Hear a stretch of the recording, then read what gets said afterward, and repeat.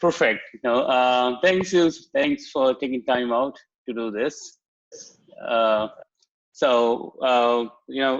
just to tell you, the viewers that she was the executive director of Serious Play Conference, which she's been doing for the last 12 years now. Is it? Yeah. Yeah. Okay. Cool. Yeah. And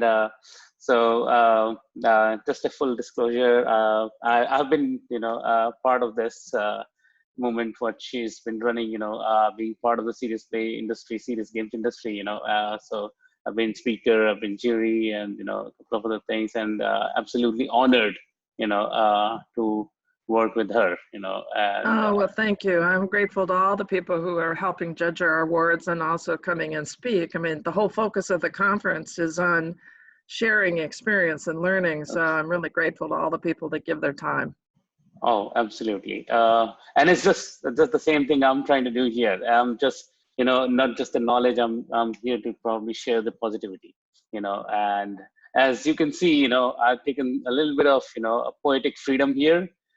Instead of serious games, it's a video game thing here because it aligns with the COVID thing, abbreviation. So, but yeah, she's the flag bearer and she's like everything of the serious game industry. The world knows her for serious games and her contribution for that. And thank you. Thanks for everything you're doing, Sue. It's amazing. I think there are not many, who take serious games so seriously in terms of conferences and stuff, So, well, as you know, I came out of the video game industry and I was in marketing, and then my public relations firm helped build the GDA. So I have a deep history and love for the video game industry, and I've always supported it. And this is just an extension. Absolutely. One that actually may open more career opportunities for young people to take the fact that they love video games, they love playing collaboratively online, and themselves in competitive environments to help develop games that are used for training and education for serious purposes. Yeah, absolutely. And it makes much more sense. You can actually make a difference, if you understand this well. So great. So let's begin. The context. I'm doing this to spread positivity. It's an easy time for people to get depressed. It's like a lot of things are getting canceled. A lot of opportunities are getting missed. People are dying. Everything. And so I'm just focusing on, let's just talk to friends and acquaintances, people I know, to actually just talk about the positive stuff, because there's always something hiding, it can be, not so visible, but let's take it out, Well, I think there are some real positive things about this. I mean, I share the claustrophobia. I'm not used to being mostly in one house most of the time. But in any situation like that, when you are forced to adapt yourself, sometimes you learn things that you didn't even expect at all. I mean, like you, I've been contacting friends, and through the discussion of how we improve training and education using video games in various ways is certainly dear to my heart, and a good way for us to repurpose the time that we have on our hands, if we have any time on our hands. I'm actually feeling busier than ever because we're going to take the Serious Play Conference online this year. So that's totally new. Absolutely. So that was my first question, so now it's online. So I'm pretty sure that there are a lot of interesting learnings, for you. Would you like to share some so we know, what's the secret sauce behind, making these big conferences and, changing absolutely in no time and, making those online now. So just the interesting learnings here. So. Well, the conference is still 9 weeks off, but I think by then there still will be people who have to change their method of conveying knowledge across the internet. Excuse me. I came out of teaching myself in a classroom, and then I got into looking at things that were more digital in format when I changed to a public relations career. And now I'm really embroiled once again for the last 12 years in teaching, coaching, training. And then today, I'm trying to figure out how to convey that not only in a live event, which we really can't even do this year, Mm-hmm. but through the internet. Yeah. All of my speakers, every single one has hung in there to say, yes, we will go online with you. Many of them are having to change their presentation slightly. They can't be quite as interactive as you are when you're in the same room. Right. However, some of them are actually exploring those virtual room environments, Mm-hmm. and will use those. Oh, And wow. the pre-conference people are looking at a very sophisticated software that Mm-hmm. will allow them to move people around in tables in the room. But I think even as we get to that conference, people will need more help. And so we actually will devote some of our sessions to Mm-hmm. talking about how COVID-19 is changing training in general. Oh, wow. Okay. Interesting. So, of course, you're so busy with the conference, and it's pretty overwhelming, for all of us right now, So, as a leader, that you are, and as a person, yourself, how do you stay positive during this time? And how do you keep your people, your team, positive and productive and like, in long story short, how do you stay motivated at times like this? Well, I'm not having any problem at all. And the reason is that one of the things that's always been a hallmark of my place in life is that I like to be learning, changing, and growing. And Mhm. so to have run a conference, which I had never done before 12 years ago, was a challenge. Improving it each year with more automation has been the Mhm. goal. And Mhm. now at age 77, I'm Mhm. trying to figure out how to bring this whole thing online. All 100 plus courses, Wow. 6, 7 courses an hour. I'm even calling the few people that said they couldn't make it to the conference and saying, okay, now you can, you're online, will you please speak? We've added about 15 speakers. Right. And of course, I'm not doing this myself. One of the incredible things about the serious games industry is that it is made up of people who are passionate about sharing their knowledge and experience. So Mhm. when I put out a message last week, and I only really pooled higher ed and a few other categories of my large contact base, and said, is there anyone who is very familiar with online conferences that would volunteer to help us get online? I have 30 people who have Wow. volunteered Oh, in just congratulations. one Amazing. message. And I'm trying to figure out how to use all of them because they really do want to help. And of course, now I've got to figure out how to use the trainers. uh, but we are first putting together the platform Uh-huh. and a personal scheduler so that people can easily come into the conference, Mhm. link to the event, the session that they want to listen to that hour Mhm. easily, and be Mhm. able also to move to a session in a different track the next hour if that is what they would prefer to do. So it's not just a straightforward one session after the other conference, it's 6 Mhm. wide. Oh, wow. And I have one full-time employee, and Uh-huh. he is delighted and excited, and I'm trying to stay ahead of him. And then these volunteers, I think, will be helping us first getting all of the speakers' presentations Uh-huh. loaded Uh-huh. and make sure that they are ready to go, and then contacting attendees, or at least having the word out there where attendees that are having any issues as they test, can get some help before or Mhm. on the day. One Mhm. interesting thing, to say something about how I feel about learning is that yesterday Mhm. I called one of my volunteers, and she had been a person helping as a volunteer when I did the conference at the University of Buffalo 2 years ago. Mhm. And in the conversation with her, I learned a lot, including the fact that if presenters will put their slides in Google Slides, Mhm. then they can turn on and have captioning happen. In other words, their audio for Will their be. presentation will Yes. appear at the bottom of the screen. Right. Totally something new for me. Oh, yes. And you can upload PowerPoint presentations also into Google Slides, I'm told. So this opens up Mhm. one clear reception of the audio recording of the conference with captioning, and also for assistive learning for the deaf to be able to share in our conference this year. Oh, wow. Okay.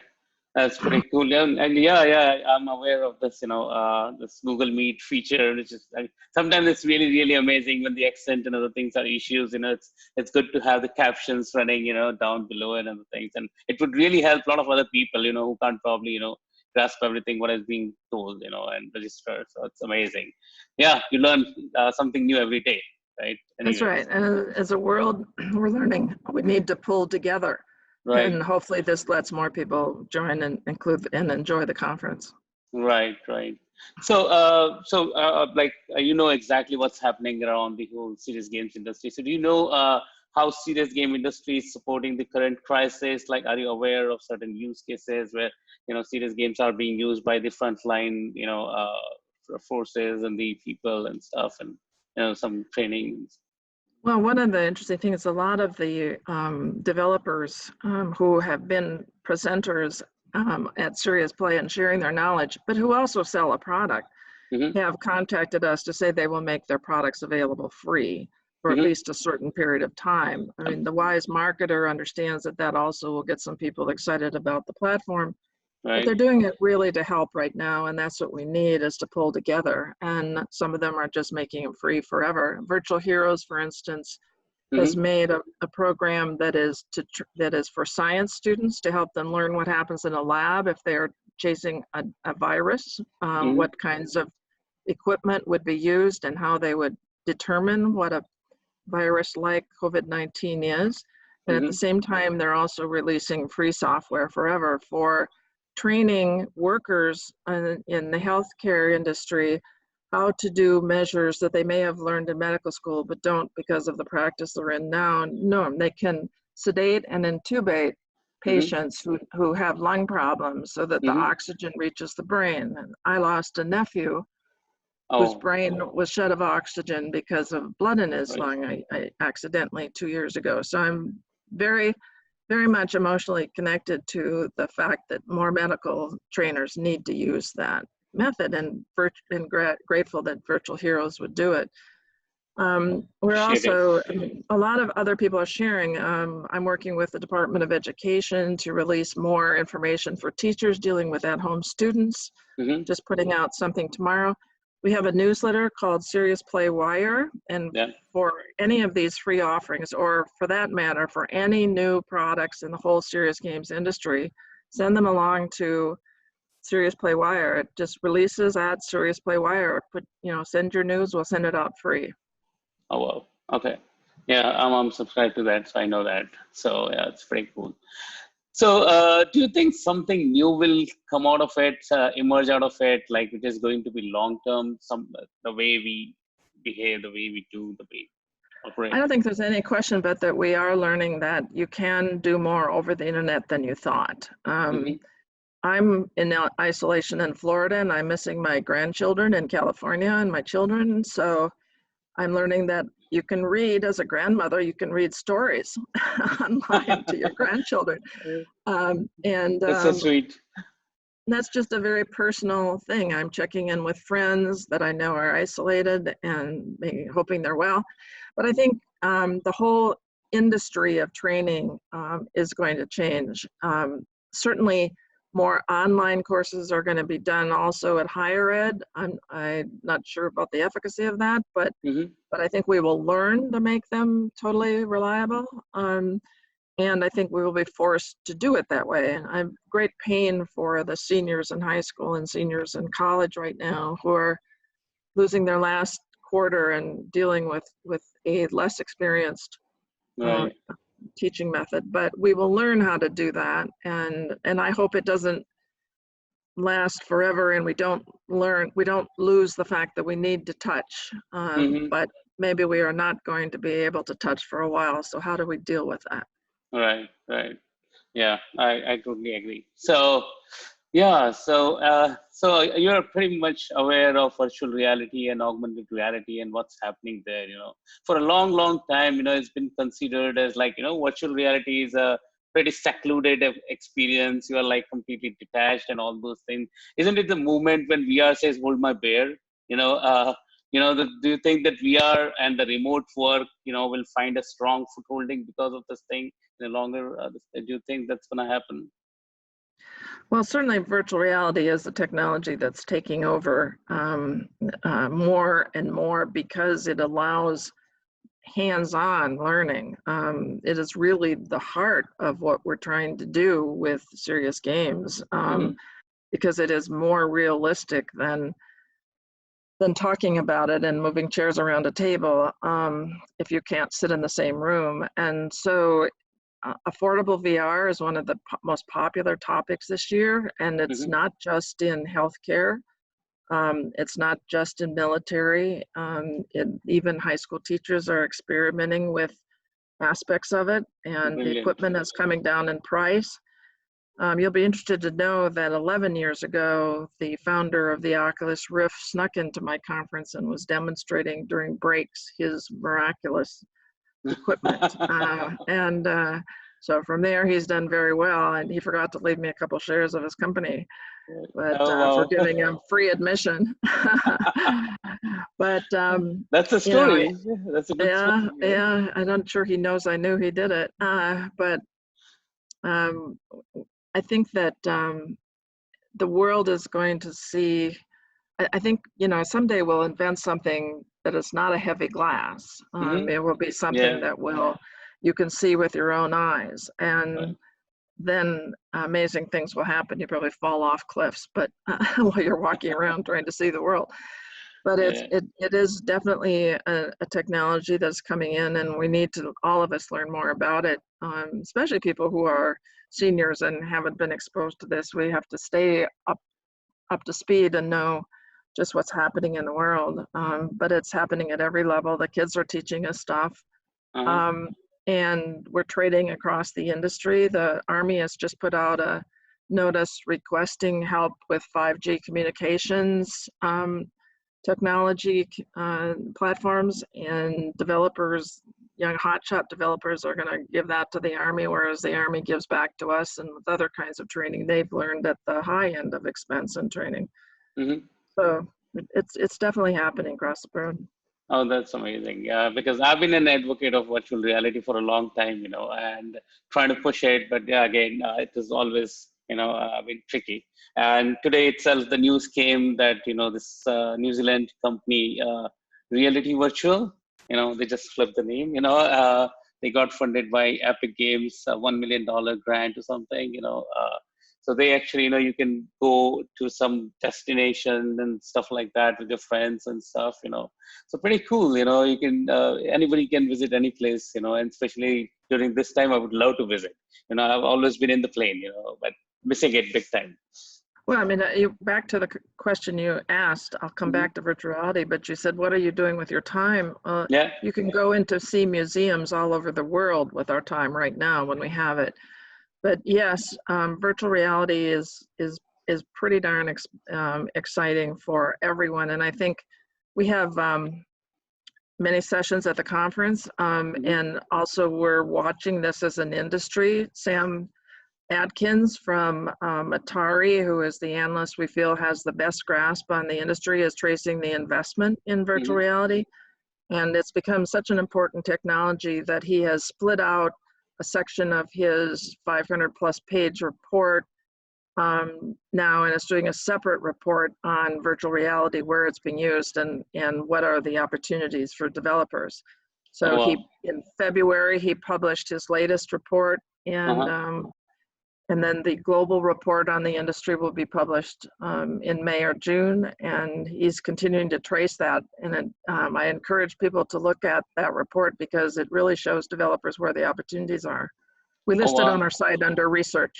Okay, so I'll flash it when we make this video live. I'll probably find the link of that, or probably I'll get it Okay, from you, and because that would be really, really helpful for all the viewers. That's going to be amazing.